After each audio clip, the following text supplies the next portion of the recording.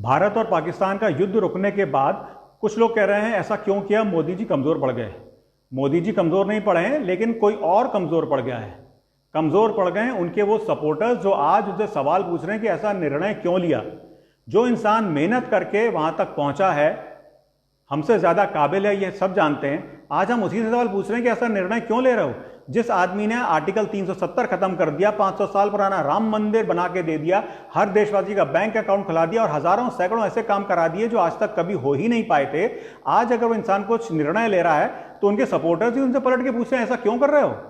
जब मोदी जी ने 500 साल पुराना राम मंदिर बनाया था, उन्होंने कहा था मुझे लोकसभा में 400 सीट दिला दो। हम सपोर्टर्स ने उनकी सरकार को माइनॉरिटी में कर दिया। कमजोर कौन पड़ा? कमजोर हम पड़े, मोदी जी कमजोर नहीं पड़े। और उस समय मोदी जी ने भी वो नाराजगी हमारे पे नहीं दिखाई थी जैसे आज हम में से कई लोग मोदी जी पर नाराजगी दिखा रहे हैं। 26/11 ताजमहल अटैक के बाद उस समय की निपुंसक सरकार ने कुछ नहीं किया था और आप और मैं सब चुप बैठे रहे थे। क्यों? क्योंकि उस समय की सरकार सोशल मीडिया पे नहीं थी, ट्विटर पे थी नहीं। ये मोदी जी जी हैं जिन्होंने अपनी सरकार की हर बात ट्विटर पे बोलनी शुरू करी। उन्होंने हमें बोलने की ताकत दी। पॉलिटिकल लाइफ में यही प्रॉब्लम है, आप जिसको बोलने की ताकत देते हैं पलट के वही आपको सुनाने लगता है। जैसे कि आज मोदी जी के कई सपोर्टर्स उनसे सवाल पूछ रहे हैं। मैं बार बार सुनता हूं लोग कहते हैं इजराइल में ऐसा होता है, इजराइल में वैसा होता है। बिल्कुल सही होता है, इजराइल की बात सही कह रहे हैं, लेकिन उससे पहले बताइए इजराइल की जनता में और हमारी जनता में क्या फर्क है? बहुत बड़ा फर्क है। इजराइल के हर परिवार में एक आदमी फौज में होता है। आप में से और मुझ में कितने लोग अपने बच्चों से कहते हैं बचपन से कि फौज में जाना है, जाना है, जाना है। अगर किसी कारण से रिजेक्ट हो गया अलग बात है, लेकिन जाना है, जाना है, जाना है नहीं। हम अपने बच्चों से कहते हैं आईआईटी कर लो, नीट कर लो, सीए कर लो, वकील बन लो, कुछ कर लो, अच्छी जिंदगी जियो, लाइफ को एंजॉय करो, ये जिंदगी ना मिलेगी दोबारा, ब्ला ब्ला ब्ला।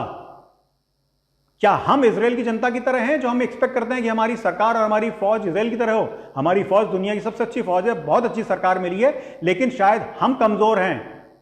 हम इस लायक नहीं हैं कि हम इजराइल की बात कर सकें। अपने बच्चों को फौज में भेजेंगे आप? जब अगर पाकिस्तान ऑक्युपाइड कश्मीर में फौज जाती है तो आपको क्या लगता है वहां के लोग स्वागत करेंगे? वो कश्मीर जो हमारे पास 75 साल से है, वहां जब हमारी आर्मी को ऑपरेशन करती है तो वहां के कश्मीरी लोग उन पर पत्थर मारा करते थे।